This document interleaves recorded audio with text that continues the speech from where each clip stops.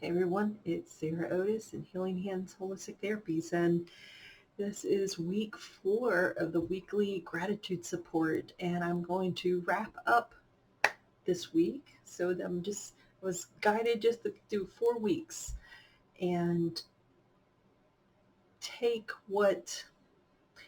to gather up everything that I've discussed over these 4 weeks. It's hard to believe, where did 4 weeks go?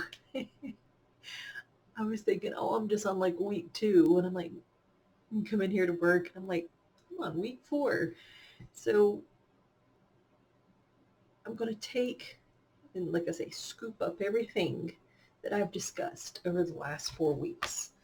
And so, just to kind of recap, the first week we went into getting anchored in our bodies amongst the chaos.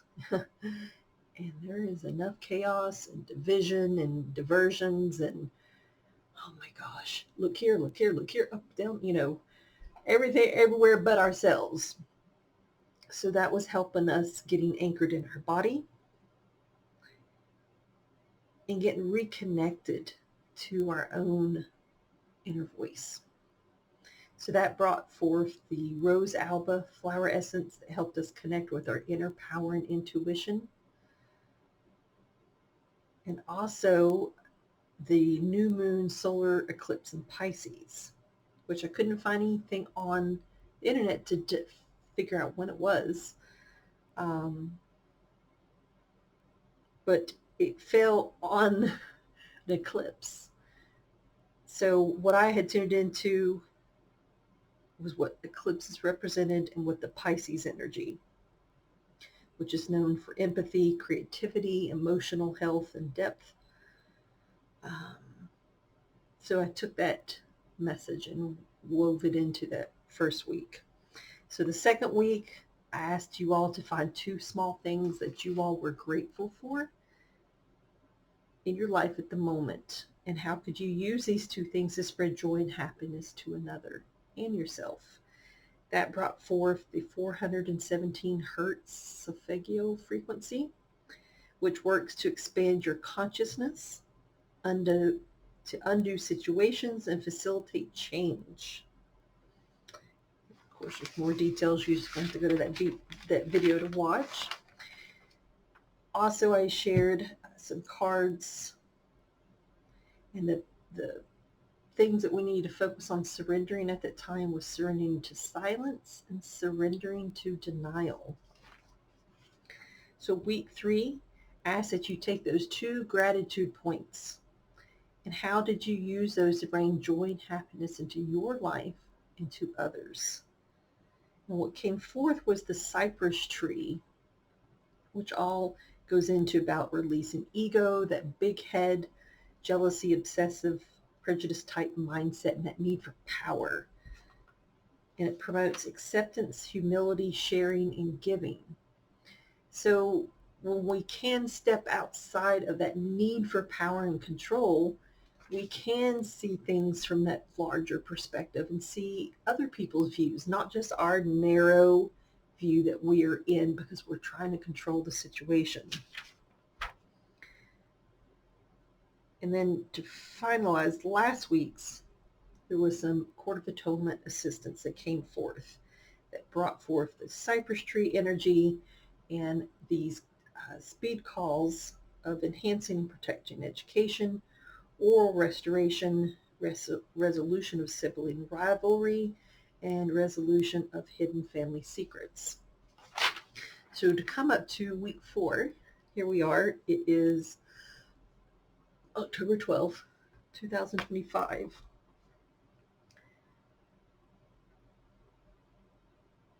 I'm just reading my notes here.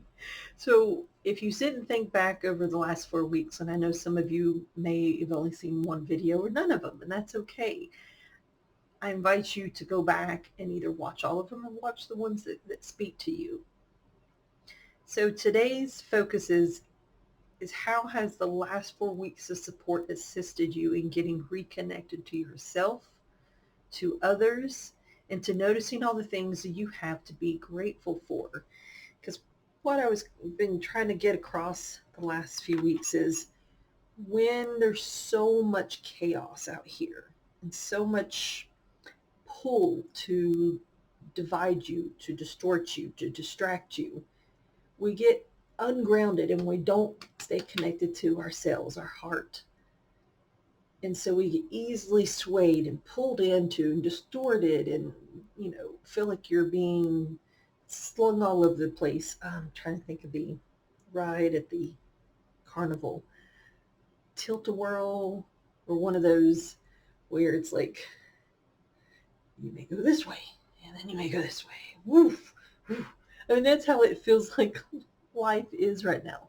We're being tossed and twisted and thrown upside down. If we can get centered back into our bodies, back into our heart and our truth, and listen to our inner voice, all this can be going on, but we're the lighthouse, strong and steady, beaming that light out of your heart for yourself and for others.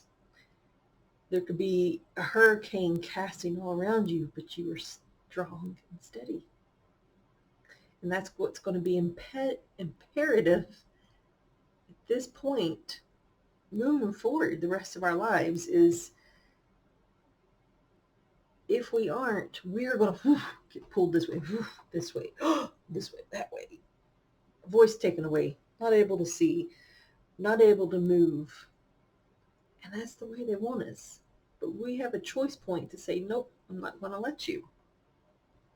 So when I tuned into my asking this week, I was asking what would assist us with connecting with all the things that we are grateful for on a deeper level to allow for a greater impact in our lives. Because when we take care of home, take care of ourselves, shore up home, we what's the word? Shifted. We become we become that beacon of light, the lighthouse. And our actions and our shift in getting back into our bodies shines out to others. And then others want to emulate our act. Like, what did you do to shift? How are you dealing with life with all the chaos that's going on around you? People will take notice and they'll want to learn more of how are you getting through this. So the Anahata that came up was the Lapis Lazuli crystal. So it's believed to promote wisdom, truth, and self-awareness, enhancing communication and emotional healing. It is also thought to stimulate the third eye, fostering inner peace and clarity. And also where it's talking about the third eye, that's what you see beyond the visible. You can see inward and you can see things that are out here that if you're only looking with your human eyes, you'll never see. When you tune in to the third eye, you're going to see beyond the veil. And it could be right here in front of you, but you can't see it because there's something blocking your view. So this is going to work with clearing anything that's keeping you from seeing with your third eye. And after I pulled this one up, I started feeling a major heaviness in my throat and my higher heart and my neck, which came up last week as well. So I tuned in to see what did I need in that moment. And it was the wild oat flower essence. And this is, with flower essences, they always will refer to the state a person may be in and why they would benefit from this remedy. So it's referred to a midlife crisis state, or when decisions need to be made, or when many choices present themselves. When a person has lost connection with their higher self and cannot seem to identify their mission in life, can help to clarify one's goals and come to a right decision. And to read a couple more things over here. So it says it can be likened to a person who is said to be sowing his wild oats. These people are bachelors in the field of vocation and can be described as stuck in a state of delayed mental puberty. This personality tends to attract many opportunities, which makes this decision making even more difficult. It goes into many other things, but I want to read this. It says they're usually very intelligent and gifted. They have no trouble learning new skills and achieving success. They're ambitious, and they find unconventional ways to enjoy life. They tend to not be very happy because they feel adrift. They're constantly seeking the next best thing and are bored in their life because they're not, what was the word I really liked? Because these people are not at their level of intellect or spirituality, and they are frustrated and dissatisfied. It can help the person become calmer and more confident in their own decisions, begin to see clear vision of their future, and once again rely upon the higher self to guide their action. It says when one chooses the path, even the most enticing new idea will make them waver. So where I have been idle for many years after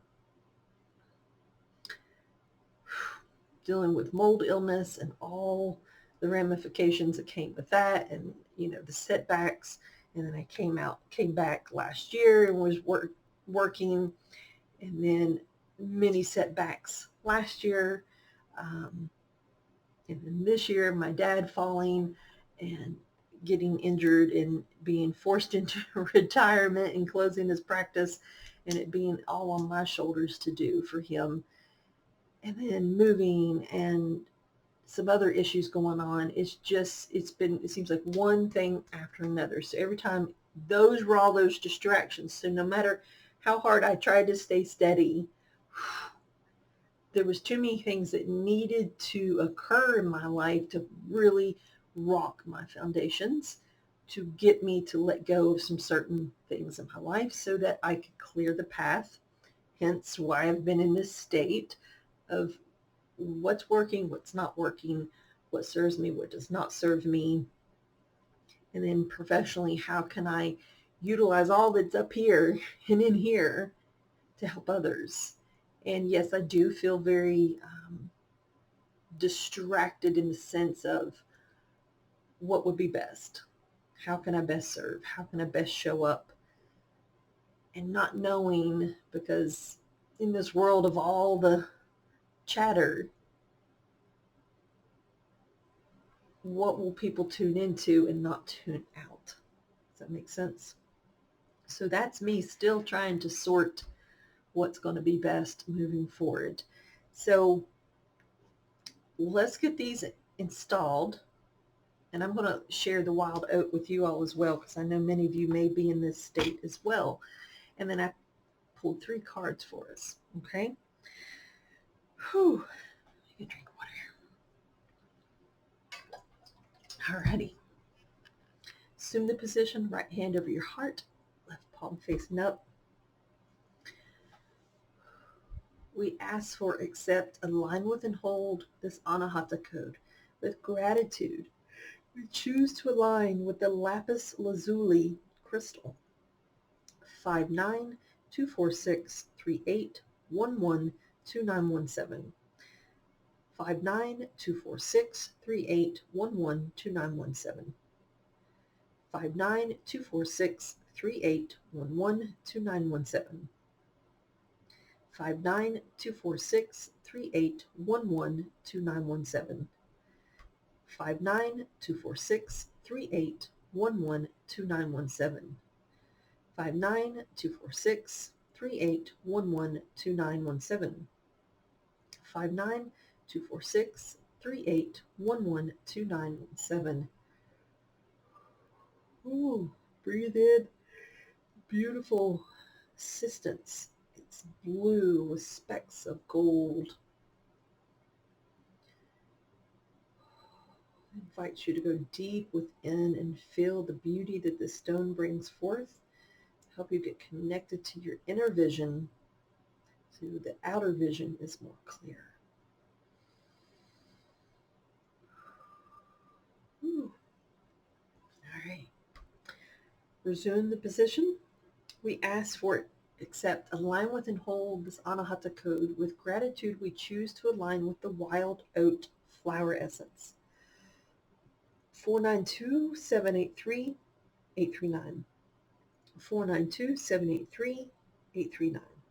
492-783-839. 492-783-839. 492-783-839. 492-783-839.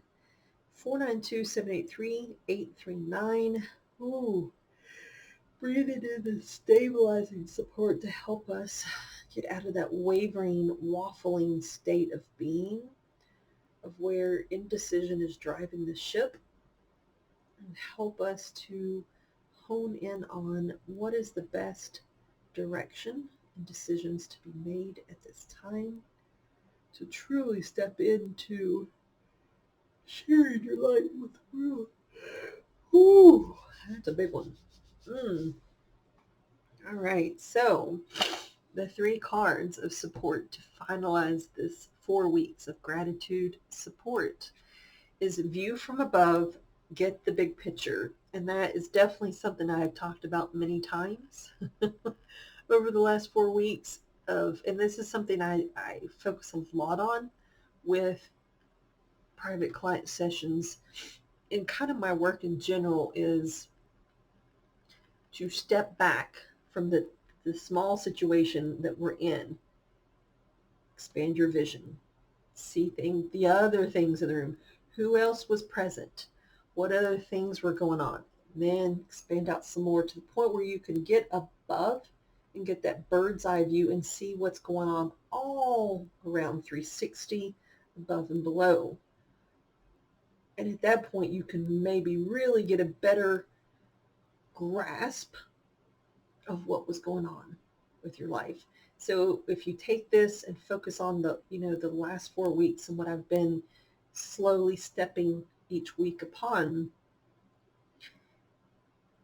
when we decide to finally take that higher perspective gaze out over here, things are really going to start to come into view and help you get the bigger scheme of what's really going on, to help you clear the chaos, step into your light, how to get grounded into your heart, and see the chaos that surrounds you as the beautiful wisdom and lessons that they're providing.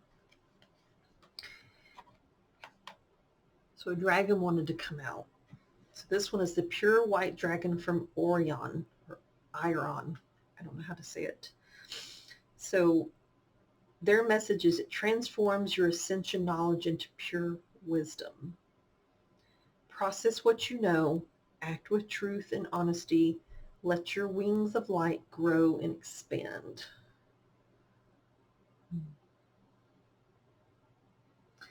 So it definitely speaks a lot on what I have shared over the last 4 weeks, because the more we allow our light to shine, the truth and honesty is going to emanate off us. So it's going to, yes, potentially provoke others because it's going to try to trigger in them to be in their truth and wisdom and honesty. And some people may not like that, and they may lash out, and that's okay.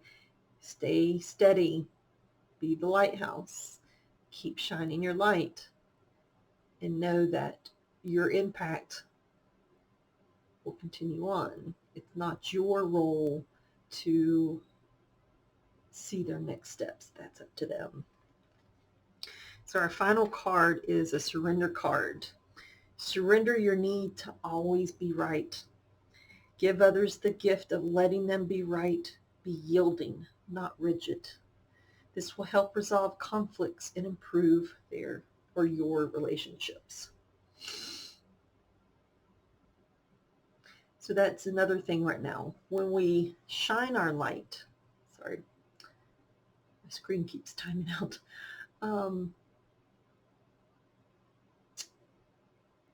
And step out of the ego, which goes back to week two or three.